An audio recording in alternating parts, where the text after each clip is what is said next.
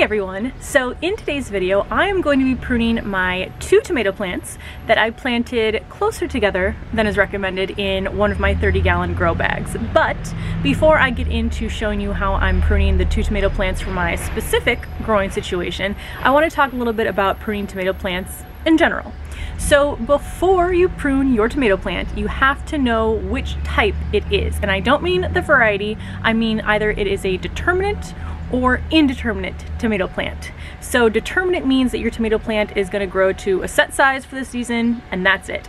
And those you do not want to prune because basically since it's already growing to a predetermined size, if you prune anything at all, you're just going to be wasting fruit production. Now, if you have an indeterminate, those will grow basically throughout your entire growing season. They'll get larger, they'll continue to produce fruit until the end of the season. So those you can prune. And you're probably wondering, how do I know if I have an indeterminate or a determinate tomato type? That is where you hopefully have saved your tag for your plant. So let me show you. I'm just gonna pull the sun sugar tag out here. So it has, let me shade that for you, the information on the front, but then on the back, you'll see there for vine type, it says indeterminate. Now my other one says the same thing, the Super Sweet 100, so I know that both of my tomato plants are in fact indeterminate, which means I can go ahead and prune them. Now in general, even if you do have an indeterminate tomato plant, it's not a necessity to prune. I know people that don't prune their plants at all. They just let them kind of sprawl out and they're still really productive plants. But some of the reasons you may want to prune, first is going to be just to control the size, especially important for people like me who might have smaller spaces to garden in. Second is to increase the airflow, which again is important in my environment. So if you don't have a lot of air circulation because there's too many vines or too many stems kind of branching over each other, not letting the air flow through, that can create an environment for fungal or bacterial issues, especially if you're in a climate where it rains a lot during the summer or is very humid, which is exactly what we've been experiencing here. And then another reason you may want to prune is that you can take off some of the suckers or the other branches that are growing in order to tell the plant to stop trying to grow larger and putting more of its energy into stem growth and instead put it into the development of the fruit.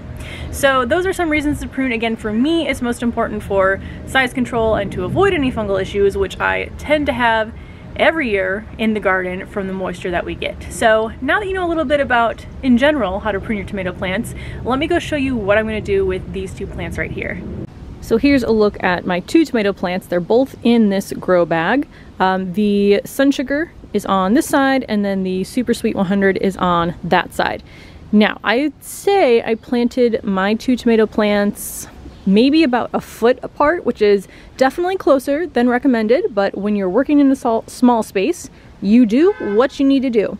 So I planted both of mine in here. I have done that with 2 cherry tomatoes, I think it was back in 2020, and they both grew and produced perfectly fine. So my plan is, in terms of pruning, is to kind of keep the center here where the 2 plants meet open, not completely open, but that's where I'm going to be doing the majority of my pruning. And then I might do some pruning along the 2 edges just to again keep them from going too far into the zinnias. So I'm going to be doing a combination of pruning, actually removing some of the plant, and also tying the plants back to the cage. Now, the part of a tomato plant that's probably most commonly pruned off is what are called suckers, and there's one right here. So suckers are little branches that kind of grow at a 45-degree angle off of a main branch and one of the side branches. So most people do prune these, again, to control the size of the plant or the airflow, but you can also leave them on. And most of the suckers I found will eventually develop fruit, although not as soon as these main branches do. So I am going to remove this one, and if they're tiny like this, they're easy enough just to pinch off in your hand. Now, if you've been ignoring pruning your plant since you planted it in the ground, you might have some larger suckers. Let's go down here, like this one. So again, here is one of the main branches, the side branch, and then this one is an offshoot. Now, I would not pinch this one because it is a little bit larger. I would risk tearing open the stem, and I don't want to do that. So this one I'm actually going to snip off with my pruners. Now, other than the suckers, you can come in and just remove any branches that you want. If I have some branches that are kind of growing between these two, I might prune one off, but when I am pruning, I try not to remove more than, I'd say, a quarter of the plant, just because I don't want to shock it. I also try to prune either when it's a cooler day, like it is today, or early in the morning or later in the evening. So again, I'm not pruning when the weather is at its most extreme.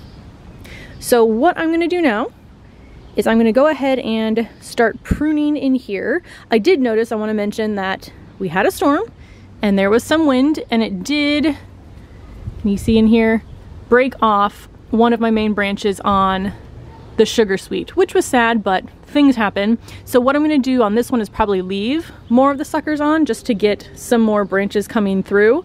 And that can happen sometimes. You might lose branches, and if something gets broken, you can go ahead and remove it as well. Now, I also want to mention that you should make sure your pruners and your hands, if you're using them, are clean, just so you're not spreading any diseases between plants. So if you've been out in the garden doing some other work, you've been pruning some other plants, go ahead and give them a quick clean. I use little alcohol wipes that I get in packs of like, I think 200. So I just use one in between the plants as I'm going through them. So what I'm going to do first is go ahead and remove any of the suckers that I want to remove. I'll see if there's any branches that I want to remove at this point. And then I will go about tying some of the branches that are hanging out a little bit too far for my liking back up towards the cage.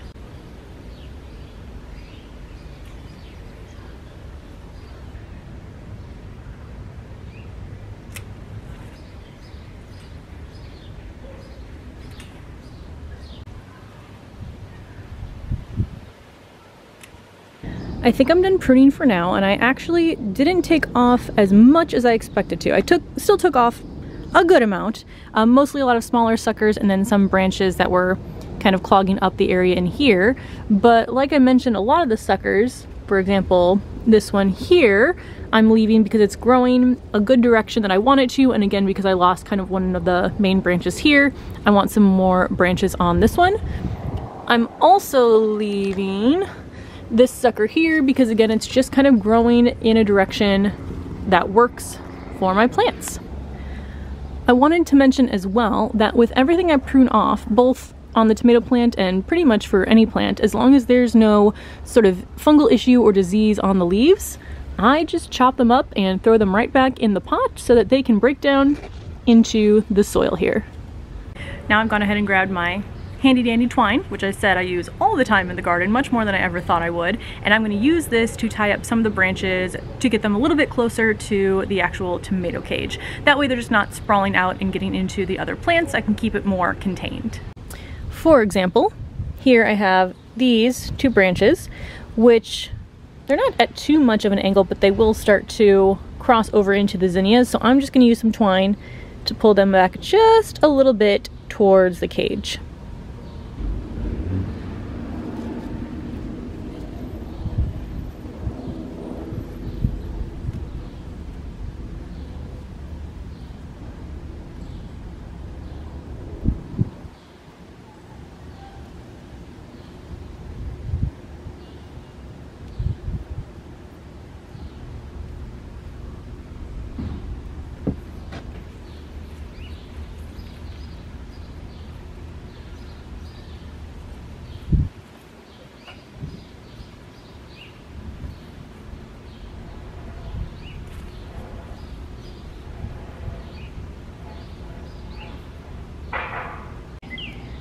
I am now done pruning. I am done tying up the branches. I don't know if it looks much different to you, but I can definitely tell a difference.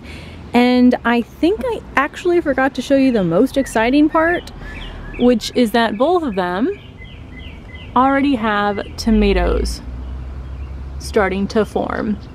So that is really exciting. I tied up, again, basically anything that was kind of hanging over to the side. I think overall we're looking pretty good.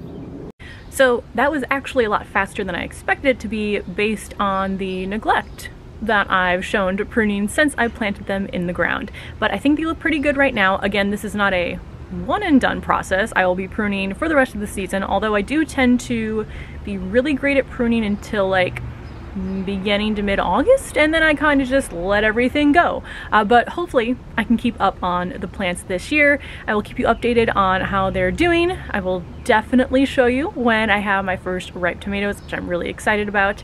But other than that, I think that's everything for today's video. There are some pigeons flying around me. I'll see if I can get some video of them and put that in here if I can. But thank you so much for watching, and I will see you in the next video. Bye.